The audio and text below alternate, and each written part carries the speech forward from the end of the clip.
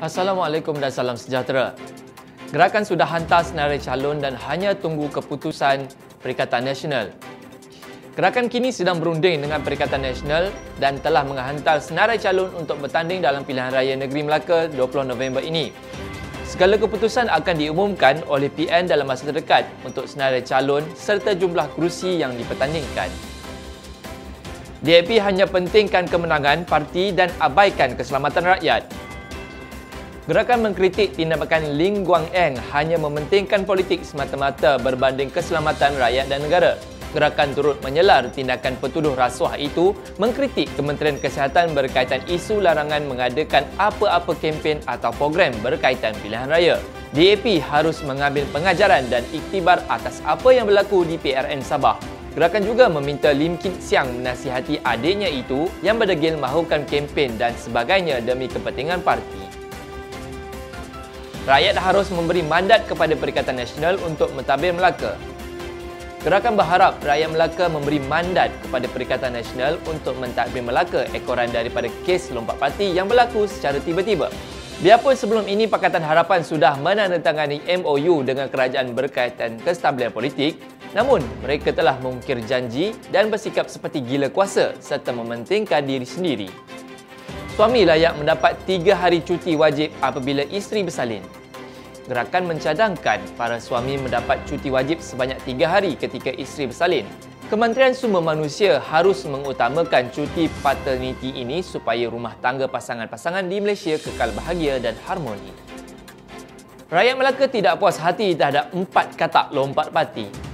Ketika gerakan turun padang untuk mengagihkan pelitup muka, rata-rata penduduk di kawasan Pasar Pagi Bukit Beruang meluahkan rasa tidak puas hati terhadap 4 katak yang menyebabkan pilihan raya Melaka diadakan November ini.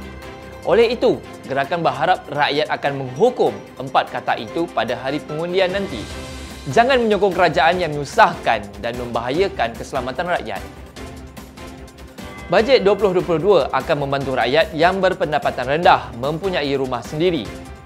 Gerakan memuji pembentakan bajet 2022 yang membantu memenuhi keperluan pinjaman perumahan golongan yang tidak mempunyai pendapatan stabil termasuk perniagaan secara kecil. Bantuan tersebut dapat merealisasikan impian pemilikan rumah termasuk program jaminan pinjaman perumahan pada tahun depan untuk menyediakan bank jaminan tertinggi sehingga RM2 bilion bagi menyediakan saluran pembiayaan untuk golongan berpendapatan rendah. Kerajaan Persekutuan disaran menyalurkan peruntukan dalam pembentangan bajet 2022 secepat mungkin. Gerakan menggesa Kerajaan Persekutuan menyalurkan peruntukan dalam bajet pembentangan bajet 2022 dengan segera sebaik ia diluluskan dalam Dewan Rakyat. Bajet 2022 yang dibentangkan Menteri Kewangan Tengku Datuk Seri Zafrul Tengku Abdul Aziz merupakan bajet yang memanfaatkan seluruh rakyat Malaysia. Oleh itu, perkara tersebut harus disegerakan untuk merangsang pertumbuhan serta membolehkan keadaan ekonomi negara kembali pulih secepat mungkin. Gerakan mengalu-alukan program pinjaman kerajaan untuk PKS dalam pembentangan bajet 2022. Semasa persidangan perwakilan gerakan peringkat negeri Johor minggu lalu, gerakan menyarankan agar kerajaan memberi jaminan ke atas syarikat-syarikat yang disenarai hitam atau tidak mampu untuk bayar balik bagi membantu mereka mendapatkan pinjaman bagi menyelamatkan perniagaan. Edisi khas. Baru-baru ini, Tan Sri Muhyiddin Yassin mengadakan mesyuarat profesional Melaka membincangkan dan mempertimbangkan pelbagai aspek di dalam Pelan Pemulihan Negara, PPN. Gerakan berharap melalui pertemuan ini untuk mendengar luahan dari semua lapisan masyarakat, memahami situasi dalam industri serta masalah yang dihadapi dalam pembangunan perusahaan.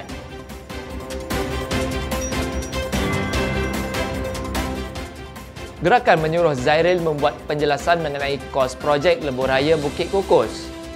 Gerakan menggesa DAP menjelaskan kos projek Lebuh Raya Bukit Kukus secepat mungkin kerana pada tahun 2014, Lim Guang Eng menjelaskan akan menanggung kos projek tersebut sebanyak RM3 juta. Namun, pengurusi Jawatankuasa Hal Ehwal Pengangkutan, Zahril Khail Johari telah mengumumkan bahawa kos projek demikian adalah RM545 juta. DAP hanya berbual kosong untuk mendapat jawatan dan kuasa. Gerakan mengkritik tindakan DAP yang hanya berbuah kosong terhadap projek-projek mega yang akan mereka laksanakan apabila diberi mandat mentadbir Pulau Pinang. Namun, parti tersebut hanya melepaskan batuk di tangga dan tidak pernah melaksanakan projek-projek tersebut sehingga ke hari ini. DAP menggantung banner merata tanpa lesen di Bayan Baru. Gerakan mengkritik perbuatan pihak yang menggantung banner tanpa lesen dan keizinan daripada Majlis Bandaraya Pulau Pinang. Gerakan juga mendapati DAP menggantung banner merata-rata di kawasan tersebut tanpa lesen. Perbuatan ini adalah salah di sisi undang-undang. Sekian saja daripada saya, Aiman Zulkifli dalam Gerakan News. Terima kasih.